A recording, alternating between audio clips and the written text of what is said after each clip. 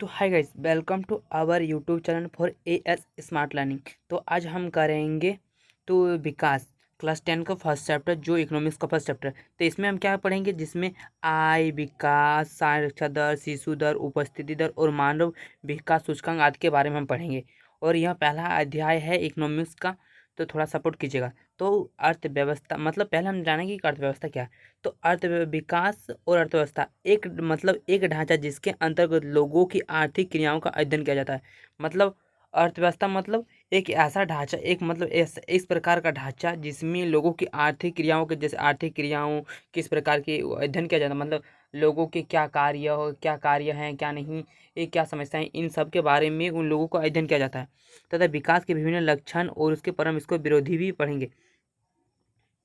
तो फर्स्ट है कि मतलब बताया गया है कि प्रत्येक समूह, मतलब फर्स्ट है कि प्रत्येक समूह जो विकास के लक्ष्य विभिन्न हो सकते हैं और कई इनकी प्रकृति परस्पर विपरीत भी हो सकती है। एक के विकास दूसरे का विनाश का कारण बन सकता है। मतलब कि एक विकास तो दूसरा का विनाश का कारक भी बन सकता है। मतलब प्रत्येक व्यक्ति या समूह विकास का लक्ष्य विभिन्न हो सकता है। मतलब जो प्रत्येक वस्तु और विकास का लक्ष्य होता है, तो वहाँ विभिन्न प्रकार के अलग अलग होते हैं। तो वहाँ किस प्रकार कोई समूह में विकास करते हैं, तो कोई अकेले में विकास करते हैं, तो वहाँ उसके अलग अलग प्रकार के विकास होते हैं। और कई बार इनकी जो प्रकृति परस्पर होती है, तो उसके विपरीत होती है। मतलब कोई विकास करे तो दूसरे के लिए वहाँ हानि हो सकती है वो विकास, और यह केवल एक दूसरे पर के लिए ही विनाश का कारण बन सकता है। और जो विकास होता है, तो यहाँ एक विकास हुआ तो दूसरे के लिए भी वहाँ विकास क्या होगा, हाँ, ये बन सकता है।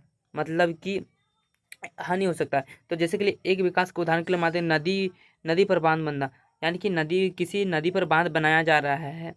जैसे कि मान लेते हैं किसी नदी पर बांध बनाया जा रहा है, तो वह क्या होगा, किसी जैसे कि दामोदर नदी पर किसी प्रकार का एक बांध बनाया जा रहा है। तो वहाँ जो बांध बांध बनेगा, तो उससे क्या होगा, रिक्त स्थान बहुत वहाँ तो विकास होगा। बांध बनने से लोगों को क्या होगी, वो ये पानी की समस्या दूर हो जाएगी। तथा खेतों में जो पानी पहुँचाने की, सिंचाई के लिए पानी पहुँचाया जा सकता है। तो यह विभिन्न प्रकार की विकास हो सकता है। और तथा इसमें क्या ये जो नुकसान है, इसके में क्या नुकसान है, जिसमें कि विकास के लिए दूसरा, मतलब जो दूसरा कारण, तो दूसरा विनाश का कारण बन सकता है। तो विकास का दूसरा कारण क्या है, जैसे कि जब बांध बनाया जाए तो बहुत से सारे पेड़ काटे जाएंगे। बहुत से जो किले, मतलब पशु पक्षी है, तो वो क्या होता है, वहाँ के लिए बेघर हो जाएंगे, वो एक हो जाएंगे, जिससे यहाँ विभिन्न प्रकार की वहाँ विनाश भी हो सकते हैं। और किसानों को व्यवस्था के कारण भी बन सकता है, और किसानों को जो विस्थापन होता है उसका भी कारण भी बन सकता है। और आय के अतिरिक्त जो हमारे जीवन के महत्वपूर्ण क्या निभाते हैं, तो इसी के बारे में पढ़ेंगे। तो ये भी भैया एक इंपॉर्टेंट क्वेश्चन है, तो क्या आपके एग्जाम के लिए है, तो ये याद कर लीजिएगा कि आय के अतिरिक्त जो अन्य कारक है जो हमारे जीवन के लिए महत्वपूर्ण निभाते हैं, मतलब महत्वपूर्ण भूमिका निभाते हैं। जैसे कि आय के अतिरिक्त बेहतर जीवन जीने के लिए एक रोजगार, मित्रता, सुरक्षा व समानता की भावना, जो शांतिपूर्ण माहौल आदि महत्वपूर्ण है।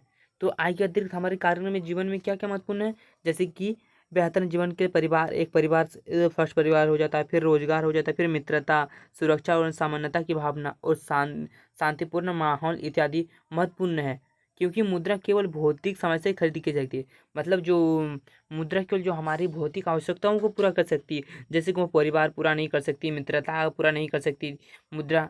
तो इसलिए आय के अतिरिक्त हमें भी विभिन्न चीज़ों की आवश्यकता पड़ती है। और आर्थिक तथा दूसरा पॉइंट में आर्थिक विकास, मतलब ऐसी प्रक्रिया जिसके द्वारा एक अर्थव्यवस्था की वास्तविक प्रति व्यक्ति की दीर्घ अवधि है। मतलब आर्थिक विकास मतलब ऐसी प्रक्रिया है जो एक, जैसे कि एक व्यवस्था की वास्तविक वास्तविक होती है, उसके जो प्रति व्यक्ति आय होती है वो दीर्घ, मतलब वो प्रति व्यक्ति आय बढ़ती है, तो उसी को आर्थिक विकास कहा जाता है।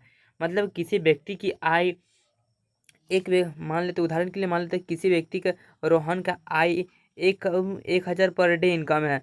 और मोहन का आय जो 2 नंबर मोहन, तो उसका 1500 से डेली इनकम है। तो वह जब मोहन का आर्थिक आय की जब रोहन का आर्थिक आय कुछ दिनों बाद 1200 हो गया, तो उसी को हम आर्थिक विकास कहेंगे। और जो मोहन है, तो उसका आर्थिक 1500 की जगह 800 डेली इनकम हो गया, तो उसका क्या होगा, तो यही आर्थिक विकास होता है कि पहले अवधि में बढ़ना।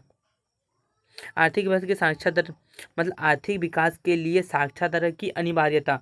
मतलब आर्थिक विकास के लिए साक्षरता बहुत ही अनिवार्य है, जिससे कि मतलब इससे ज्ञान व साक्षरता बढ़ती है, और इसमें क्या जो ज्ञान तथा जो दक्षता होती है वहाँ बढ़ती है, रोजगार का स्तर भी बढ़ता है। और इसमें क्या होता है, प्रति व्यक्ति आय बढ़ने से रोजगार की स्थिरता भी बढ़ती है, और नई तकनीकों का भी प्रयोग स्तर में बढ़ता है, और जो नई तकनीकें होती है तो उनका भी स्तर बढ़ता है, और लोगों में स्वास्थ्य पर्यावरण आदि की जागरूकता बढ़ती है, और जो लोगों की स्वास्थ्य पर्यावरण और की जागरूकता होती है तो वहाँ बढ़ती है, और नए नए उद्योगों को स्थापना करने की क्षमता बढ़ती है, और क्या होता है कि नए नए जो उद्योग होते हैं उनका भी करने की क्षमता बढ़ती है। और एक देश में आय कितनी आवश्यक है इसके बारे में पढ़ेंगे। तो किसी देश में एक आय उस मतलब निवासियों का आय है, मतलब कि किसी देश का आय इस देश के सभी निवासियों का आय है, और हाँ इससे हमें देश की कुल आय प्राप्त होता है। मतलब जो एक देश की आय होती है तो वहाँ पूरे देश की आय है तो वहाँ पूरे देश की आय होगी, और और इससे क्या होगी, हमें जो कुल आय आय ज्ञात होती है, इससे पूरे मतलब कुल आय ज्ञात होती है। तथा दूसरे पॉइंट में है कि देशों के मध्य जो विकास मापने के कारक, मतलब कि दूसरे देशों में जो एक देश से दूसरे देशों से किस प्रकार मापन करते हैं कि वहाँ किस प्रकार विकास हुआ है। तो जैसे कि देशों के मध्य जो विकास को मापने के लिए औसत आय और सार्वजनिक सुविधाओं की उपलब्धता होती है।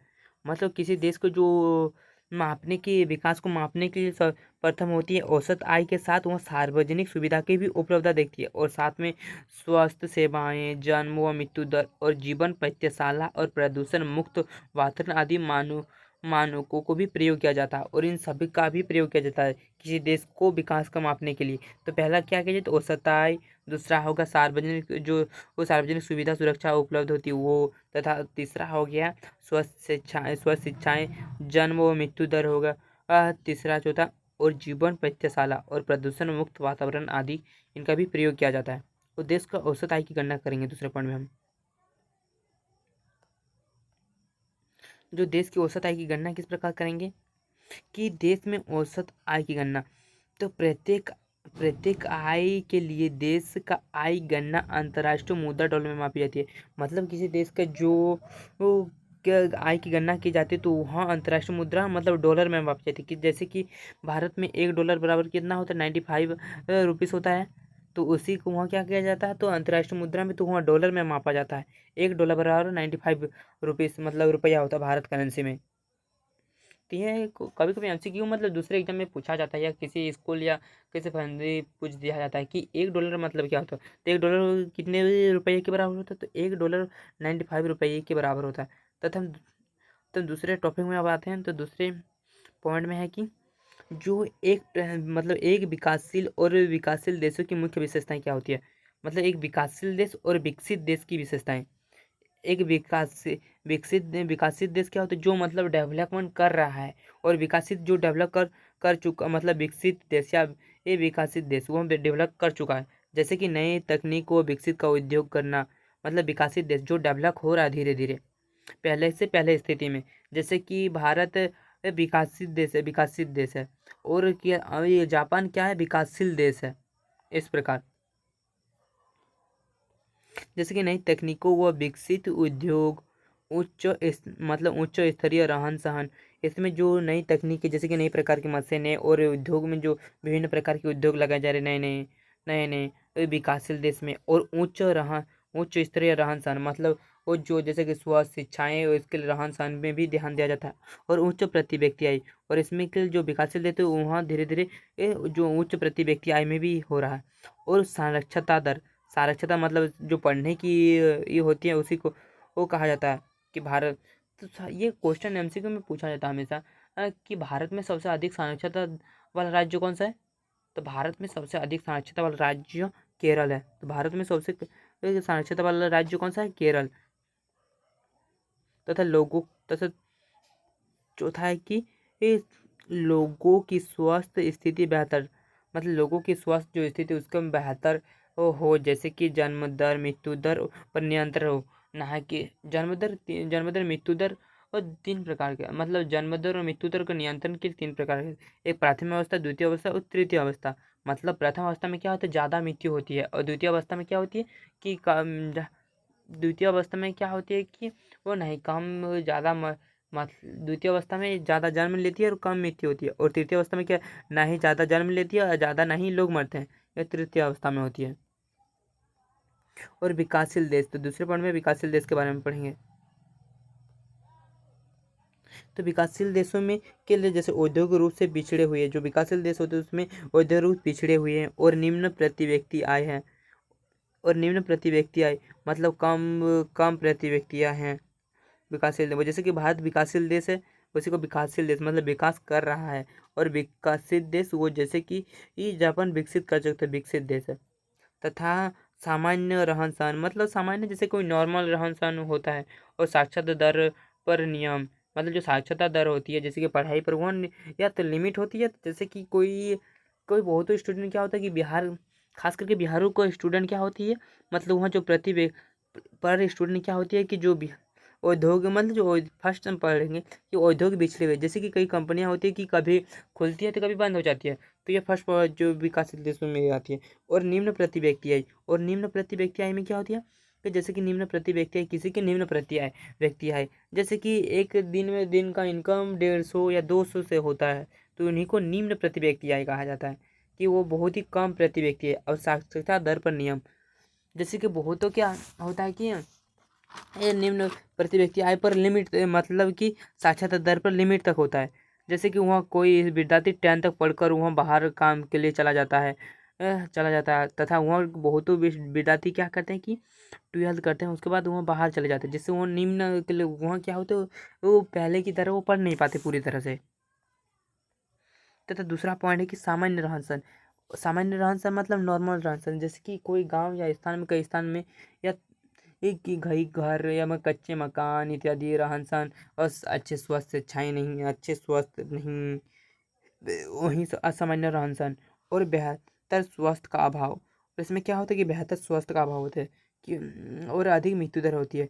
और जो विकासशील देश में क्या होती है, अधिक मृत्यु दर होती है, जैसे कि मान लेते हैं कि किसी स्थान में अधिक से अधिक लोग मर रहे हैं, और स्वास्थ्य का अभाव, इसमें क्या होता है स्वास्थ्य का अभाव में कि जैसे कि कोई व्यक्ति बीमार हो जाता है तो वहाँ आसपास होटल न हॉस्पिटल ना होना, अच्छे डॉक्टर ना होना, कि आर्थिक जैसे आधुनिक मशीनों का ना होना, इन सब को जाता है, इन सब जाता है विकासशील देशों में। तो दूसरे पॉइंट में पढ़ें तो मेरा दूसरा पॉइंट क्या है, तो मेरा दूसरा पॉइंट है कि आर्थिक नियोजन। तो आर्थिक नियोजन क्या है, तो देश के साधनों का लाभ उठाकर देश में विकास का योजनाबद्ध रूप बढ़ाना। मतलब आर्थिक नियोजन है कि देश की जो वो सामान या कुछ होती है, साधन होती है, जैसे कि कोई साधन होती है तो उनका उपयोग करके विकास मतलब विकास क्या होता है, विकास में योजनाबद्ध को रूप बढ़ाना। जैसे कोई मशीन भारत में कई भाव कुछ दिन पहले क्या होता है, भारत में एक ये इंजन बनाया था, हाइड्रोजन ट्रेन बनाया गया, तो वहाँ क्या होता जो देश के वहाँ देश के कुछ सामान वस्तुएं हैं, वस्तु बस देश की कोई साधन है, मतलब वो कोई देश के इंजन और देश का साधन है, और वहाँ क्या होता है तो देश के साधन का उपयोग करके विकास के लिए एक योजनाबद्ध रूप बढ़ा रहा है, तो उसी को क्या कहते हैं आर्थिक नियोजन। तथा दूसरे पॉइंट में पढ़ेंगे राष्ट्रीय आय। तो राष्ट्रीय आय किसे कहते हैं, इसके बारे में पढ़ेंगे। तो राष्ट्रीय देश के अंदर उत्पादित सभी वस्तुएं और सेवाएं, मूल्य तथा विदेशी प्राप्त आय को जोड़कर राष्ट्रीय आय कहते हैं। मतलब राष्ट्रीय आय क्या कहते हैं, जो राष्ट्रीय आय को क्या कहते हैं, राष्ट्रीय आय मतलब जो देश के अंदर जो उत्पादित होती है, फर्स्ट क्या होता है देश के अंदर जो उत्पादित वस्तुएं और सेवाएं, मतलब देश के जो अंदर वस्तुएं और सेवाएं उपलब्ध होती है, मतलब उत्पादित होती है, उसका मूल्य, देश के देश के उत्पादित देश मतलब देश के वस्तु को उत्पादित मूल्य उत्पादित और विद्युत से प्राप्त मूल्य आय को जोड़कर जो प्राप्त होता है उसी को राष्ट्रीय आय कहा जाता है। मत राष्ट्रीय आय कहते हैं देश के जो उत्पादित, जैसे कि ये एक वस्तु देश को राष्ट्रीय, यहाँ क्या है देश के अंदर जो उत्पादित वस्तु और सेवाएं हैं, तो ये वस्तु और सेवाएं हैं देश के अंदर का, उसका मूल्य है, इसका मूल्य है, और प्लस प्लस जो विदेशी आय से प्राप्त, तो यहाँ क्या विदेश से प्राप्त आय है, विदेश से प्राप्त आय, तो इन दोनों को जोड़कर जो प्राप्त हमें आय प्राप्त होगी तो उन्हीं को क्या कहेंगे, उन्हीं को कहेंगे राष्ट्रीय आय। तथा प्रति व्यक्ति आय क्या है, तो दूसरे पॉइंट में पढ़ेंगे प्रति व्यक्ति आय। जो अब देश में कुल आय उस देश की जनसंख्या में भाग दिया जाता है। मतलब देश के कुल आय को उस जनसंख्या देश के जनसंख्या से भाग दिया जाता है। जो देश का कुल आय होती है तो वहाँ को देश के जनसंख्या से भाग दिया, जो राशि मिलती है तो हम उसे प्रति व्यक्ति आय कहते हैं। मतलब कि देश का देश में जो कुल आय है, कुल आय जैसे कि देश में 50,000 करोड़ कुल आय है, तो वह क्या करेगी 50,000 करोड़ है। पच तो 50,000 करोड़ है देश देश में को कुल आय मान लेते हैं कि 50,000 करोड़ है।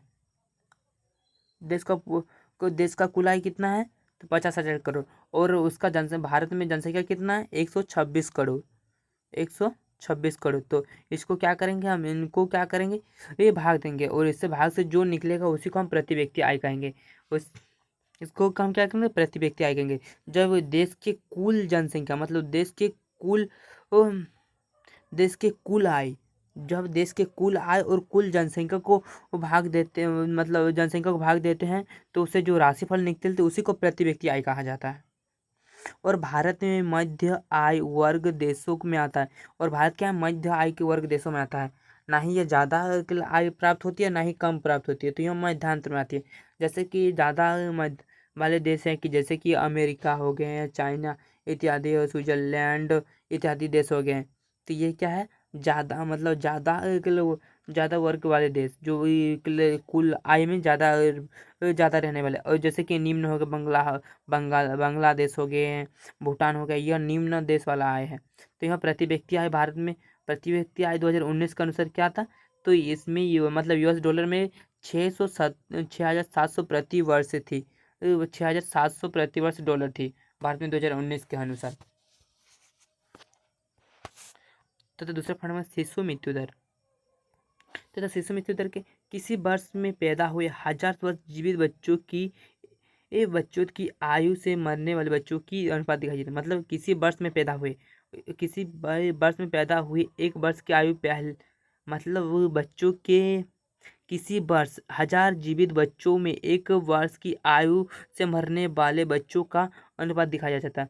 मतलब कि किसी स्थान में क्या होता है कि उन पर 1000 शिशु मृत्यु दर, तो कि किसी वर्ष मान लेते किसी वर्ष क्या होता है, जब 1000 बच्चे की मृत्यु 1000 बच्चे की 1 साल से कम उम्र की मतलब कम उम्र के बच्चे मर जाते हैं, तो उसी को क्या कहें, उसी को के लिए मृत्यु का मतलब जन्म मृत्यु का 1000 बच्चों में क्या होता है कि 1000 बच्चों में कितने बच्चे मर गए हैं 1,000 मतलब 1 वर्ष के इस वर्ष के किसी वर्ष के अंतर्गत, तो उसी को क्या कहेंगे, शिशु मृत्यु दर कहेंगे हम। तो कि किसी वर्ष में 1000 जीवित बच्चों, तो 1000 जीवित बच्चों में की आयु में मरने वाले बच्चों का अनुपात देखा जाता है। जैसे कि किसी वर्ष में 1000 बच्चे जन्म लिए, तो उनमें से 200 बच्चे मर गए, तो टोटल कितने बच्चे बचे, तो 800। तो जो 200 बच्चे मिले तो वह शिशु मृत्यु दर के यह अनुपात में आएंगे। तथा दूसरे पॉइंट में साक्षरता दर क्या है, तो साक्षरता दर क्या है, तो 7 वर्ष से अधिक आयु के लोग जो साक्षर का जनसंख्या अनुपात में आते हैं। मतलब 7 वर्ष से जो अधिक वर्ष के आयु के लोग होते हैं, तो वहाँ क्या होता है, वहाँ वो पढ़ के किसी कोई अक्षर को पढ़ सकता है, लिख सकता है, बिना देखे लिख सकता है, या वह पढ़ सकता है, तो किसी पर तो उसी को क्या कहते हैं, साक्षर कहा जाता है। तो साक्षर कहा जाता है। और 7 वर्ष से अधिक आयु के बच्चे होते जो वहाँ पढ़ सकता है, लिख सकते हो, तो उसी को हम साक्षर दर कहेंगे।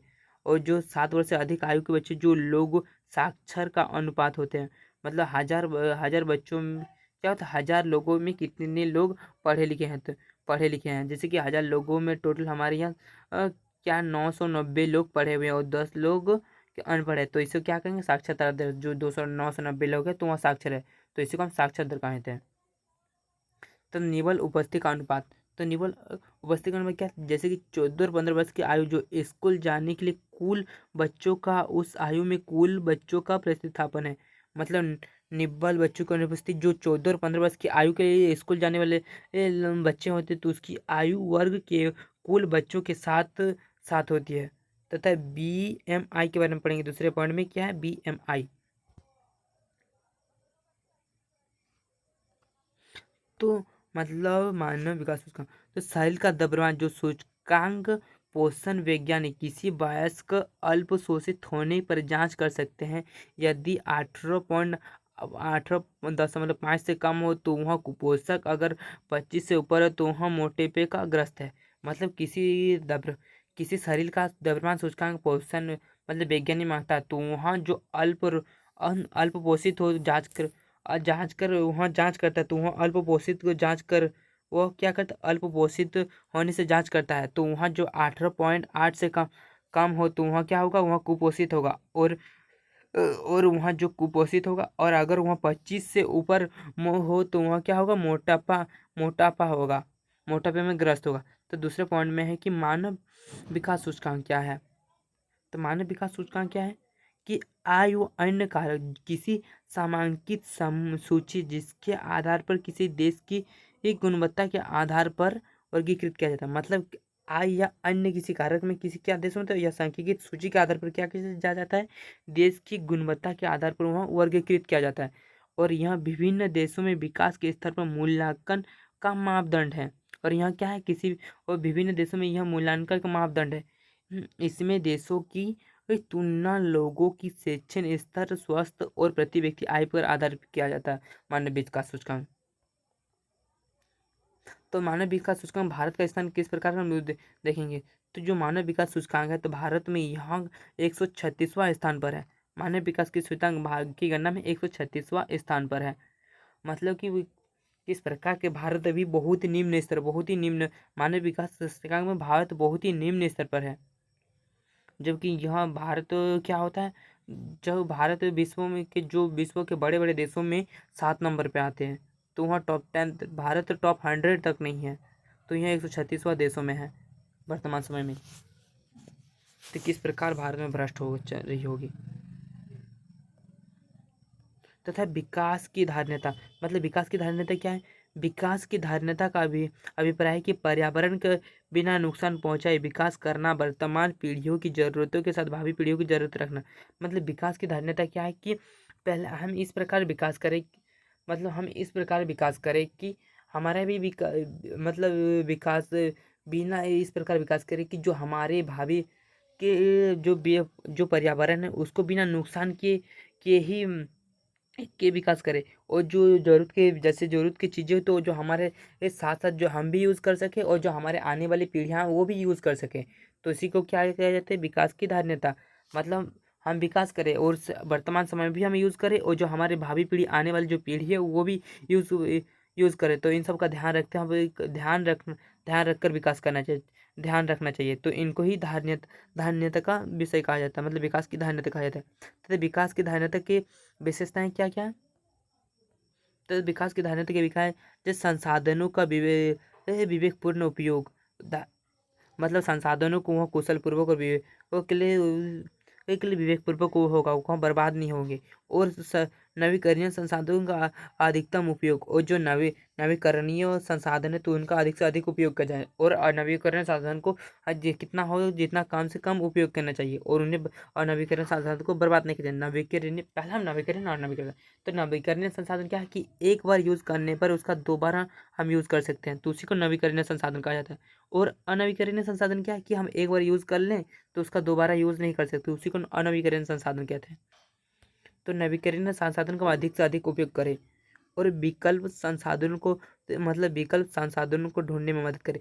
कि मतलब विकल्प संसाधनों का मतलब कि जैसे कि किसी कोयला का उपयोग कर रहे हैं किसी कार्य में, तो कोयला की जगह किसी दूसरे वस्तु का प्रयोग, नवीकरणीय वस्तु का प्रयोग कर सके, तो उसी को विकल्प ढूंढने में मदद मिलती कहते हैं। तो संसाधनों का पुनः उपयोग, चक्रीय प्रक्रिया का बढ़ावा। तो मतलब संसाधनों को अब हम क्या करेंगे, पुनः उपयोग करेंगे, कि एक बार उपयोग करने के बाद हम उसका दोबारा उपयोग कर सकें। और चक्रीय बढ़ावा देना, मतलब कि एक बार उपयोग करने पर उसको दोबारा प्रयोग करने पर उसको योग्य बनाया जाए।